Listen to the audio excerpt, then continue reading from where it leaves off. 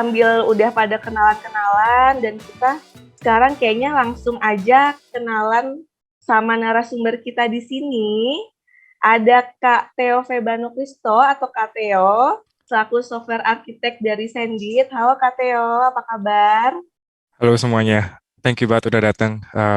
Nama aku Theo, software architect dari Sendit. Baik kabarnya sih. Oke, sehat ya Kak Theo ya? Sehat, sehat. Sehat. Ini lagi di rumah aja atau lagi di mana nih? Iya, aku di rumah baru aja selesai kerja, terus langsung ke sini. Oh gitu. Iya, Ya, oke, demi ini ya, demi sharing ilmunya gitu kan buat Haser People. Jadi Kateo nyempet-nyempetin nih gitu. Ini berarti domisilinya di Jakarta ya, Kateo ya? iya, aku di Blok M, Oh gitu. di Kalau daerah untuk Blok M. kerjanya WFH atau WFO nih? Kebetulan kalau Sendit sendiri sih sekarang full WFH ya, WFH. karena masih belum ada berita lagi sih harus WFO gitu kan. Masalahnya juga COVID-nya juga lagi tinggi-tingginya tuh. Bener. Jadi ya masih menikmati lah Bener, WFH. bener, bener. Dan emang kerjaannya juga bisa dilakuin secara WFH juga ya Iya, gitu.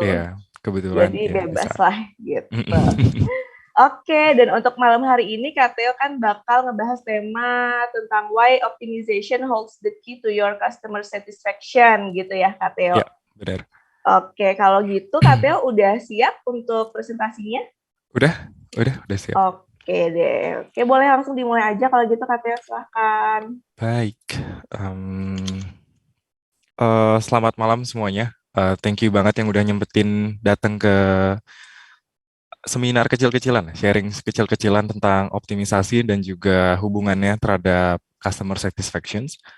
Eh, karena ini sesi terakhir ya kita bawa santai aja, karena memang topiknya sendiri juga lebih ke arah sharing sih, bukan ke arah yang memberikan sesuatu yang wow atau mind blowing banget gitu.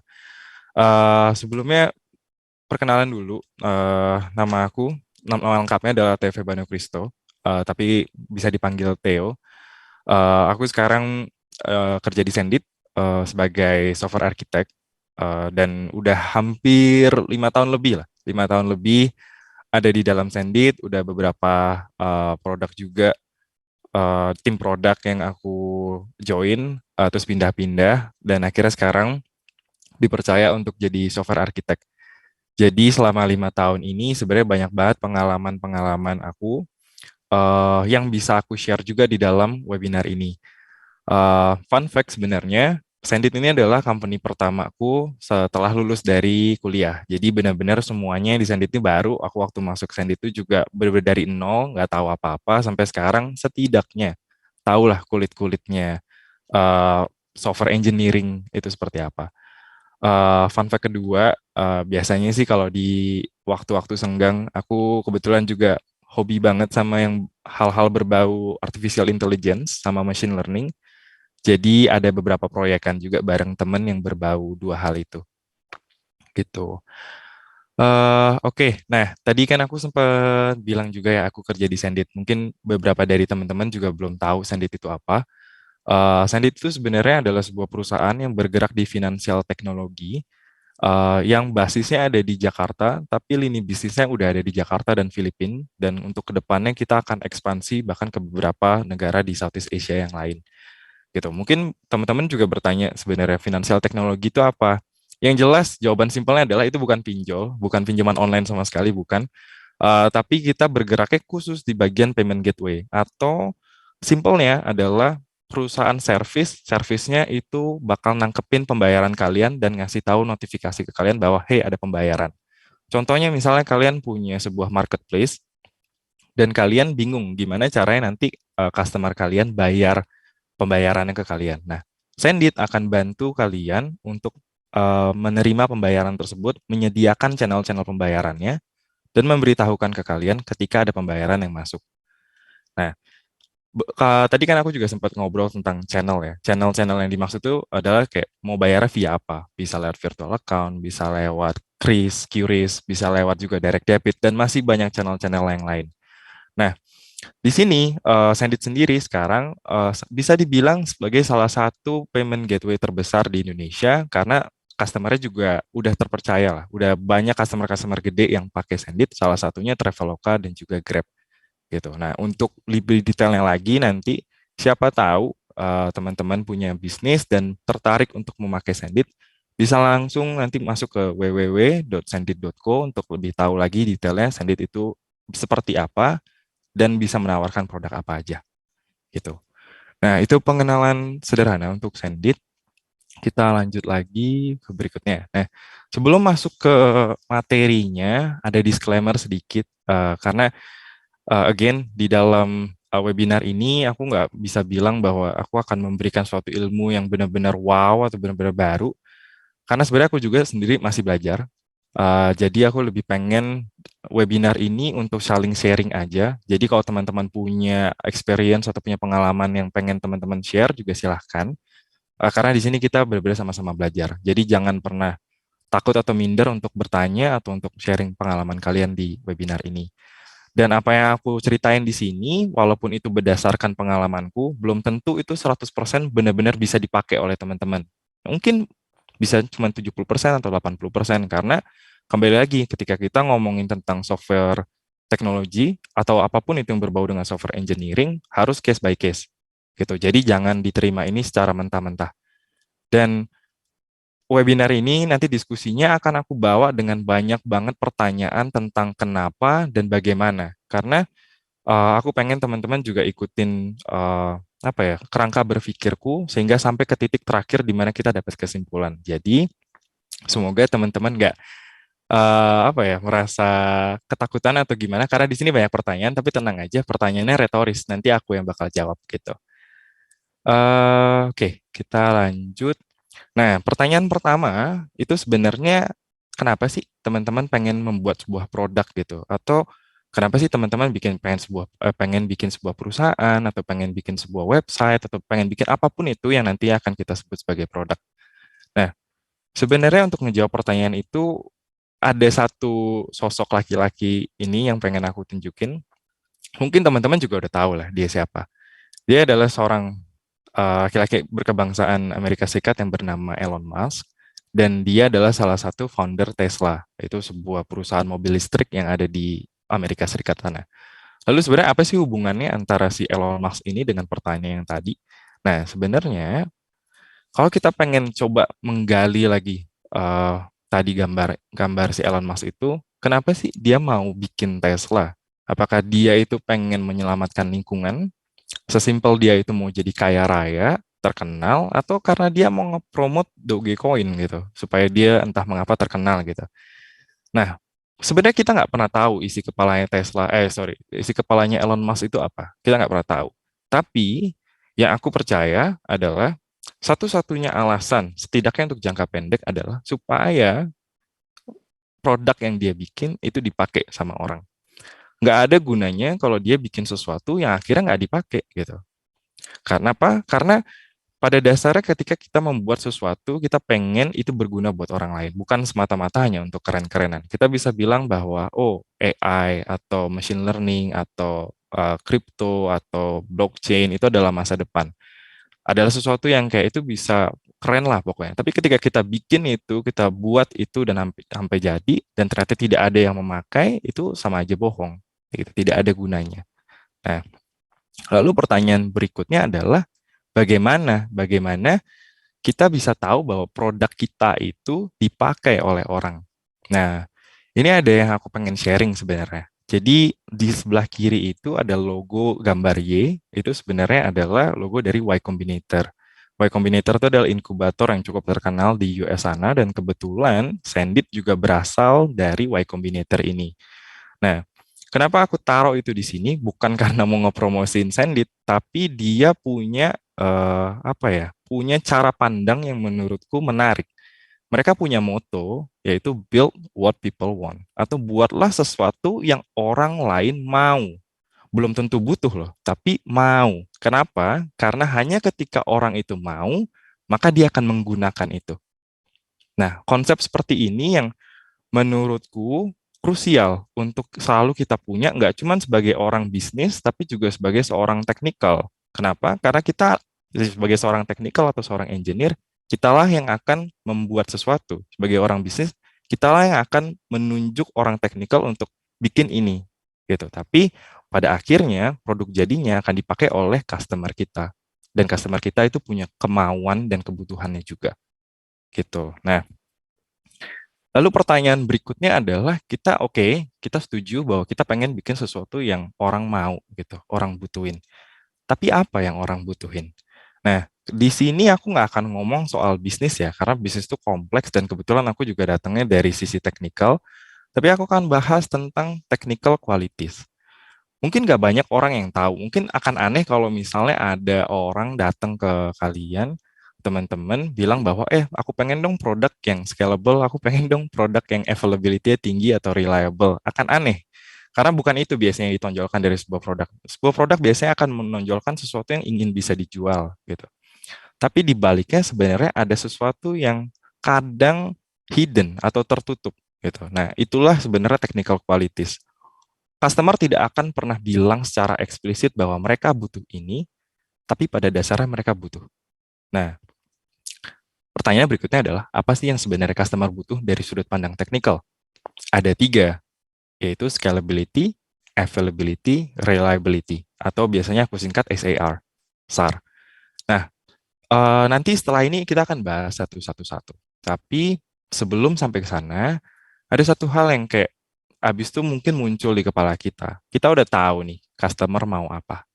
Tadi yang SAR kan. Tapi gimana cara kita bikin itu? Gitu. Karena itu kan abstrak ya. Scalability, availability, reliability ada sesuatu yang abstrak yang orang pada umumnya tidak akan pernah tahu itu apa.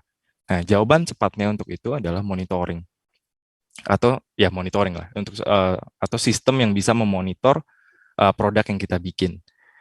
Nah, mungkin teman-teman juga bakal pusing ya, kenapa monitoring bisa bantu kita? Ini kayak menjawab sebuah permasalahan yang abstrak dengan hal lain yang juga nggak kalah abstraknya gitu. Kenapa monitoring bisa bantu kita? Nah, kalau misalnya teman-teman mau tahu, sebenarnya monitoring itu contoh nyatanya di dunia nyata ini adalah CCTV. Kenapa CCTV? Karena monitoring itu akan memberikan pandangan secara detail dan juga real time terhadap produk teman-teman. Nggak cuma tentang detail dan real time, tapi mereka juga menyimpan historical datanya. Jadi setiap teman-teman butuh data tentang produk teman-teman, teman-teman tinggal lihat aja historical datanya. Dan juga itu bisa dikombinasikan dengan alert system atau sesuatu yang memberitahukan ke teman-teman setiap kali ada sesuatu yang janggal dari monitoringnya, dari hasil monitoringnya, gitu. Nah, kalau di Sendit sendiri, ini sekedar sharing, di kita itu monitoring sistem pakai dua. Yang pertama Datadog, yang kedua PagerDuty. Eh, kita udah pakai ini hampir 3 tahun, 2 tahun, 3 tahun. Dan so far kita merasa bahwa dua ini adalah kombinasi yang bisa dalam tanda kutip ya, sangat membantu. Sangat-sangat membantu walaupun secara engineer ya kita akan kerepotan juga karena ternyata banyak juga masalah yang terjadi di belakang gitu. Tapi kita sangat terbantu untuk tahu secara persis di mana masalahnya gitu. Nah, mungkin teman-teman yang belum tahu tentang Datadog dan PagerDuty, aku kasih gambaran sedikit aja. Di sini, Datadog itu sebenarnya si kamera CCTV-nya itu. Dia yang bakal merekam seluruh hal yang terjadi di dalam sistem kita. Dalam hal ini Sendit. Jadi mulai itu dari server, mulai itu dari database, dari service, dari segala tools-tools yang kita pakai, semua akan direkam sama Datadog ini. Kita akan ngelihat latensinya, kita akan lihat availability-nya, kita akan lihat dia dari skala scalability-nya dan lain-lain. Semuanya ada di dalam Datadog. Kita bisa bahkan uh, masukin seluruh data-data itu ke dalam sebuah dashboard yang simple yang tinggal bisa ngasih tahu ke kita hasil akhirnya aja, itu juga bisa. Karena Datadog itu sifatnya adalah sebuah platform gitu. Nah, tadi aku sempat singgung juga soal PagerDuty. Nah, PagerDuty itu tadi kita udah punya kameranya. PagerDuty adalah yang ngejaganya, yang ngejaga hasil tangkapan kamera-kamera CCTV tadi. PagerDuty akan memberitahukan kita secara langsung setiap kali dia melihat ada keanehan di dalam sistem kita. Nah, dia memberitahukannya kita tuh bisa lewat macam-macam. Kita bisa konekin si PagerDuty ini ke HP kita, kita bisa konekin itu ke Gmail kita atau ke email kita atau ke segala hal yang mungkin lebih advance lagi ya. Karena begitu ada problem yang dia deteksi, maka kita akan langsung ditelepon misalnya, atau kita akan langsung menerima email bahwa oh ada problem di bagian ini tentang ini gitu. Jadi sebenarnya Datadog dan PagerDuty itu bekerja side by side atau beriringan. Datadog itu akan mengambil seluruh matriks yang ada di dalam produk kita, segala sinyal-sinyalnya, dan mengirimkan ke PagerDuty untuk nanti PagerDuty itu melakukan analisa dan juga mengirimkan notifikasi ke kita setiap kali ada problem gitu. Nah, makanya kemarin tadi sempat aku bilang kenapa merepotkan untuk engineer karena ya kadang bisa aja tiap malam atau ya ditelepon gitu sama PagerDuty bahwa oh ada masalah di sini, oh ada masalah di situ. Merepotkan, tapi itu artinya ada sesuatu yang salah di sistem kita, ada sesuatu yang customer itu nggak mau terjadi gitu dan kita harus benerin itu. Nah, makanya kenapa Datadog dan PagerDuty itu sebagai kombinasi maut untuk monitoring sistem karena itu. Dia akan mendekatkan kita ke produk kita sendiri sehingga kita bisa melakukan adjustment atau penyesuaian biar produk kita sesuai dengan yang customer mau. Nah, oke, tadi kan sekilas udah ngebahas tentang monitoring sistem. Kita udah bahas juga tentang Datadog dan PagerDuty, stack yang dipakai oleh Sendit sekarang. Lalu berikutnya apa? Berikutnya aku pengen tarik lagi ke yang tadi. Kita tadi sempat menyinggung tentang SAR, scalability, availability, sama reliability. Nah, itulah goal kita. Makanya, hal berikutnya yang harus kita lakukan adalah setting the goals. Kita mau ke arah mana? Dengan monitoring sistem ini, dia hanya sebuah tools, tapi arahnya belum jelas. Goal yang kita harus lakukan, yang kita harus capai, itu kita juga yang harus tentuin, gitu. Nah, mungkin habis itu teman-teman nanya, kenapa sih kita butuh goal? Again, jawabannya adalah kalau kita punya sesuatu tools, dia nggak akan bisa melakukan apapun buat kita kalau kita nggak kasih tahu ke dia kita mau ke arah mana.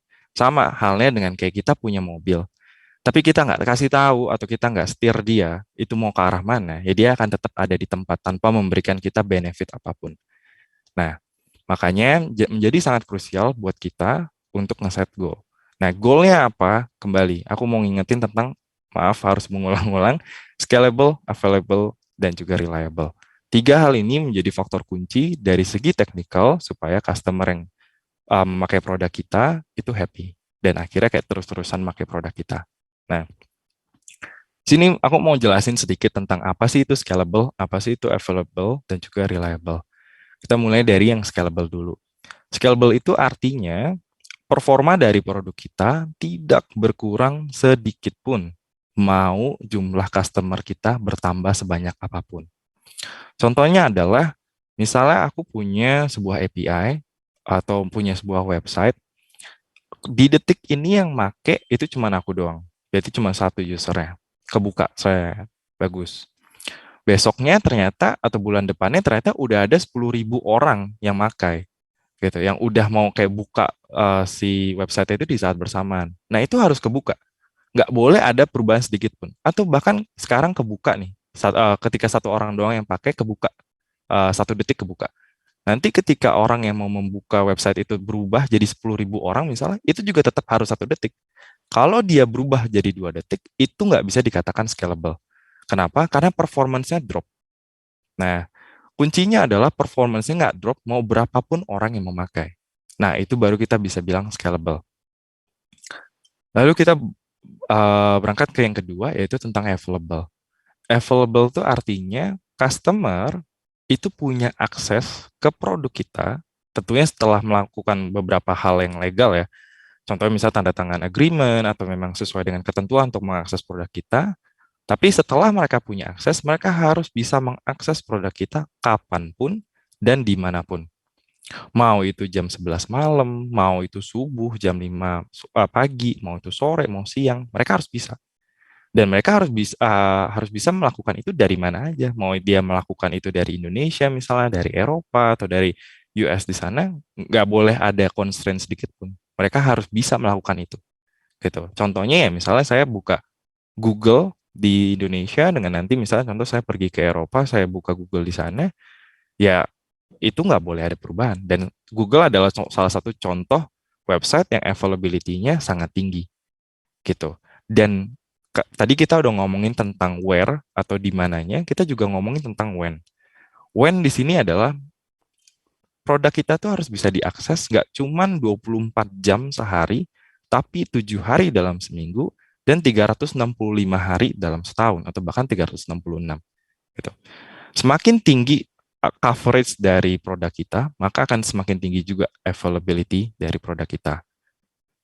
Nah, dan yang terakhir adalah reliable, yaitu produk kita bekerja dengan sesuai yang kita mau. Contohnya ya kalau misalnya kita bikin website untuk mensupport kita punya marketplace, ya berarti dia harus punya utilitas-utilitas atau fungsionalitas dasar seperti contohnya bisa memasarkan produk, bisa beli produk, bisa check out, bisa bayar, dan akhirnya melakukan tracking orders dan lain-lain. Gitu. Nah, reliable ini memang simple, tapi belum tentu semua orang memikirkan ini gitu. Makanya jadi tetap aku masukin ke dalam 3 hal teknikal yang harus dipenuhi kita, teman-teman sekalian, supaya customer kita senang atau happy. Gitu. Nah, sekarang kita udah tahu apa sih yang sebenarnya customer kita tuh mau. Ada 3 lagi, harus diulang lagi. Scalability, availability, reliability. Tapi mau sejauh mana? Nah, kita ngomong deh scalable. Kita ngomong sekarang bisa nge-support 1 orang. Kita ngomong bulan depan nge-support 10 orang. Kita ngomong 1 tahun ke depan kita bisa nge-support 1000 orang. Tapi mau sampai mana? Itu goals ya.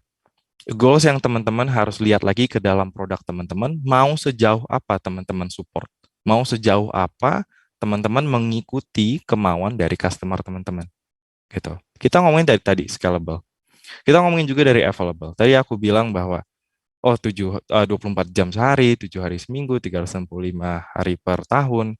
Apakah teman-teman mau melakukan itu atau memang customer teman-teman butuh untuk melakukan itu? Nah, teman-teman harus melihat lagi keadaan dari customer teman-teman. Apakah memang sebenarnya mereka butuh sebanyak itu availability-nya? Google sendiri punya availability 99,9%. Artinya hanya 0,1% di mana dia tidak bisa diakses. Tapi itu pun masuk akal. Misalnya contoh ketika mereka down atau mereka sedang melakukan maintenance dan itu valid-valid saja.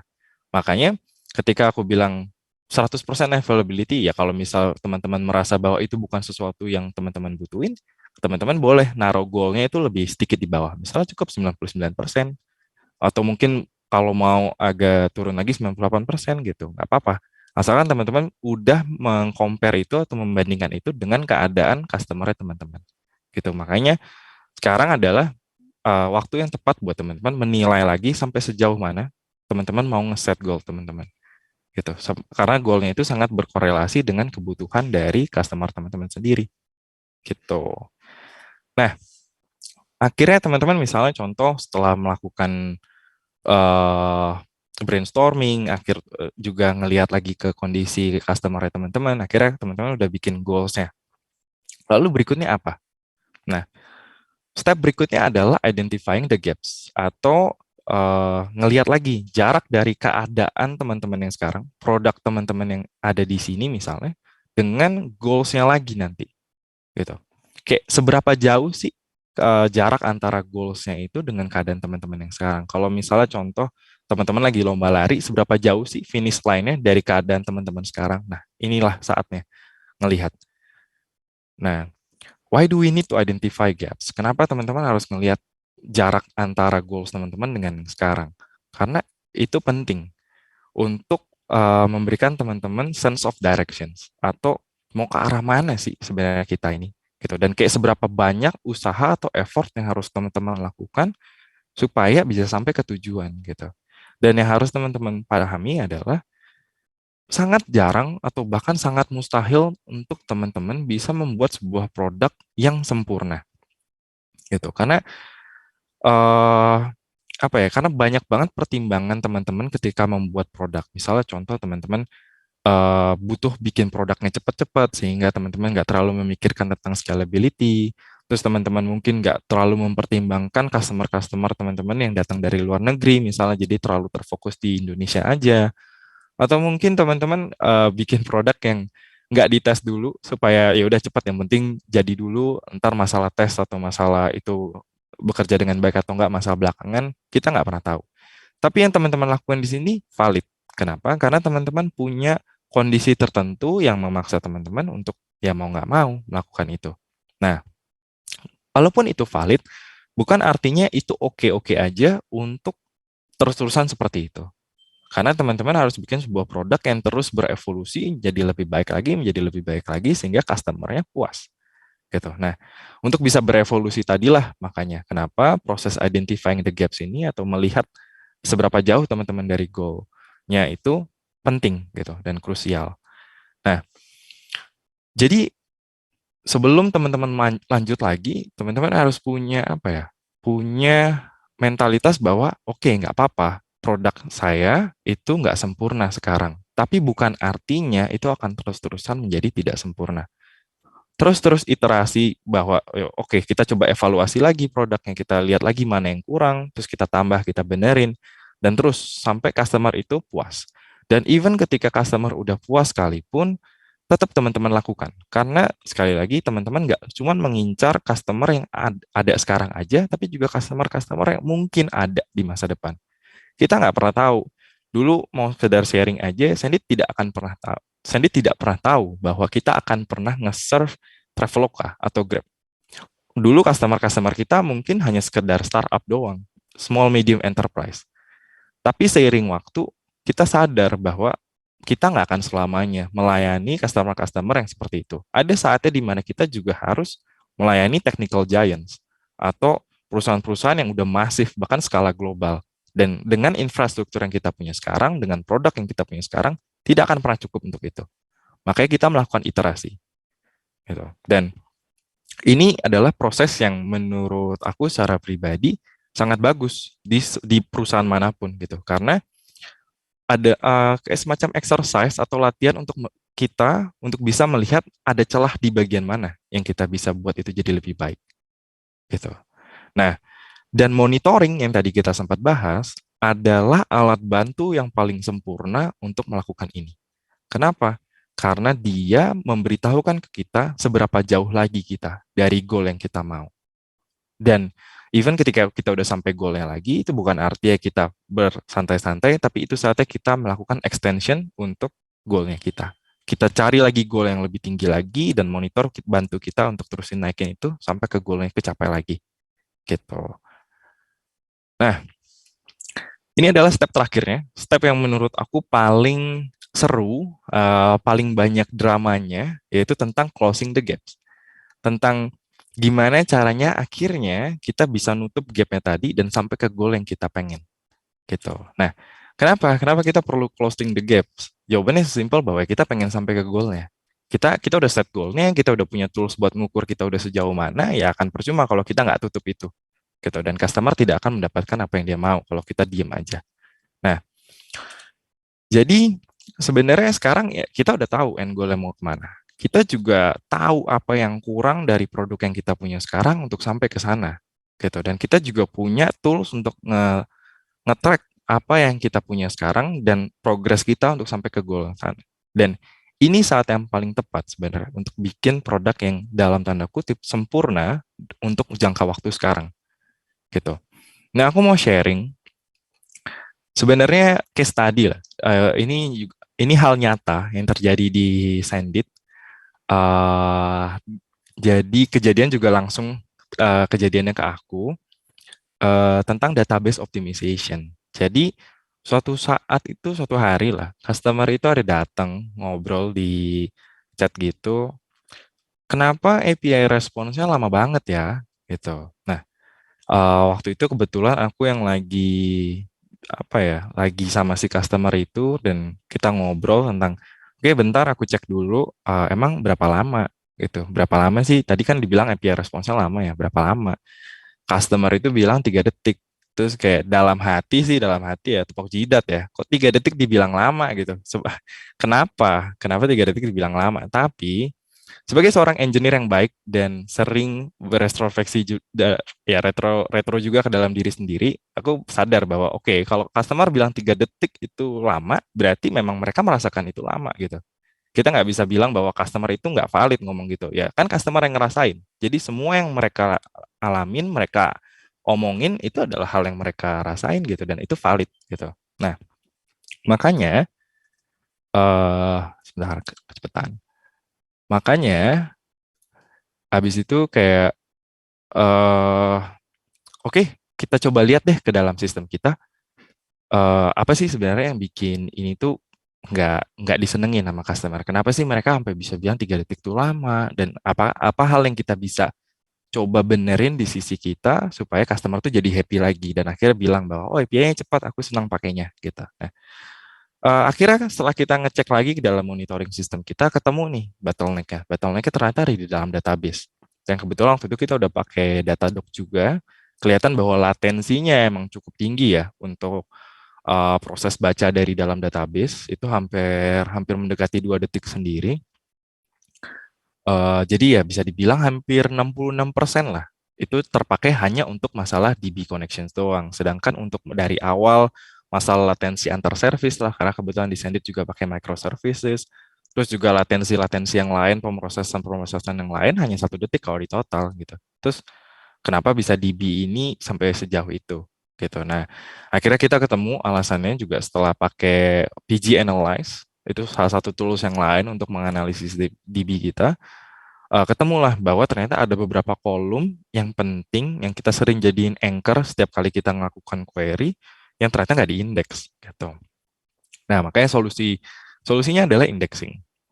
Kita coba lagi, dan ini bukan cuma sekali doang, kita ngelakuin indexing terus jadi enggak.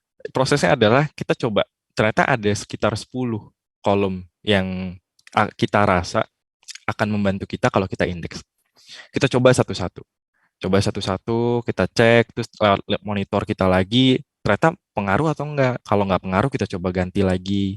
Terus ternyata udah dapat yang maksimal, coba kita kombinasiin lagi indexing-indexingnya, mana yang paling optimal lagi, sampai akhirnya ketemu solusi yang paling sempurna, yang akhirnya bisa membuat database latensi itu berkurang dari tadi 2 detik ke 1 detik, atau kita berhasil mengurangi 50% dari total DB latensi gitu. Nah, waktu itu aku sama tim akhirnya kayak udah seneng banget karena memang si customer ini dalam tanda kutip rewel gitu karena setiap saat tuh selalu datang ke kita kok lama, kok lama, kok lama, kok lama. Nah, akhirnya kita ketemu bahwa yes, akhirnya bisa cepet nih gitu. Akhirnya tadinya yang 3 detik itu jadi 2 detik gitu. Kita udah seneng. Tapi sayangnya ternyata mereka tidak merasa seperti itu gitu. Mereka cuma bilang, ya kok nggak ada improvement yang signifikan ya? Kok cuma jadi 2 detik doang gitu. Nah, di situ kayak again aku dan timku kayak tepok jidat lagi ini apa sih maunya gitu. Udah dibikin ngurang 1 detik kok masih masih nggak happy juga gitu. Tapi ya kita merasa bahwa oke, berarti dia ini ada konsiderasi lain kenapa 2 detik itu bisa dianggap lambat. Akhirnya kita coba ngobrol. Kita coba ngobrol, ternyata mereka itu melakukan komparasi antara Sendit dengan perusahaan payment gateway yang lain yang ada di luar negeri. Mereka nggak melakukan komparasi itu terhadap sesama saingannya Sendit di Indo. Mereka mengkomparasinya terhadap Sendit yang di luar. Payment gateway yang di luar. Di situ kita sadar bahwa wow, ini adalah kesempatan emas untuk Sendit bisa jadi lebih baik lagi gitu. Karena kita benchmarknya nggak lagi di Indonesia. Kita benchmarknya udah ngomongin sesuatu yang kita aja bahkan belum kepikiran sampai ke sana gitu. Tapi kita tahu bahwa di suatu saat nanti di masa depan kita akan ke sana gitu. Dan ini adalah saat yang tepat untuk bikin kita siap untuk bisa ke sana gitu. Makanya di sini aku sempat bilang sama ke teman-temanku juga, oh ini personal sih kalau udah kayak gini gitu. Tapi walaupun aku ngomong kayak gitu, aku tetap lihat lagi ke dalam monitor kita. Ternyata kita nemuin gitu ada beberapa proses yang ternyata nggak efisien gitu. Nah, ini ada salah satu contoh gambar di dalam Datadog yang kita ngeliatin nih satu request itu ngelewatin apa aja gitu. Jadi kita bisa belah-belah itu dalam satu request. Biasanya dia akan ngelakuin DB query misalnya atau ngelakuin connect ke service lain atau apapun di Datadog bisa ngelakuin itu. Dan di situ kita dapat keputusan atau kita dapat kesimpulan bahwa ternyata end-to-end flow-nya itu tidak efisien. Ada beberapa hal yang kita bisa paralel, tapi ternyata kita lakuin itu secara sekuensial atau serial gitu. Nah, kita coba lagi lihat mana yang ternyata bisa diparalel, dan kita coba ngelakuin itu, kita ubah sedikit flow-nya sehingga ada beberapa hal yang bisa kita paralelin, sampai akhirnya overall latensinya dari 3 detik yang awalnya 3 detik tadi berubah jadi 1 detik gitu. Nah, itu kita berarti berhasil 66% tuh, nge-cut 66%. Dan end of story-nya adalah mereka happy banget dengan kita bisa ngurangin 66% latensi itu per satu request, dan mereka ngepromosiin kita ke partner bisnis mereka yang volumenya 10 kali lipat dari mereka. Dan itu skalanya nggak cuman di Indonesia doang. Gitu. Dari situ benar-benar kita belajar bahwa ketika kita care sama produk kita, ketika kita peduli dengan produk kita, ini pengen jadi yang terbaik buat customer, customer juga peduli sama kita. Customer itu bahkan akan membantu kita melakukan promosi yang invaluable gitu, nggak bernilai, karena itu nggak bisa dinilai dengan apapun gitu. Tapi ya kuncinya satu, kita juga harus peduli dengan produk kita supaya customer kita happy. Nah, jadi ini adalah slide terakhir. Kebetulan aku juga sempat ada bikin blog tentang monitoring system dan juga challenge-challenge apa aja yang bakal dialamin ketika kita mau coba melakukan monitoring system kita sendiri.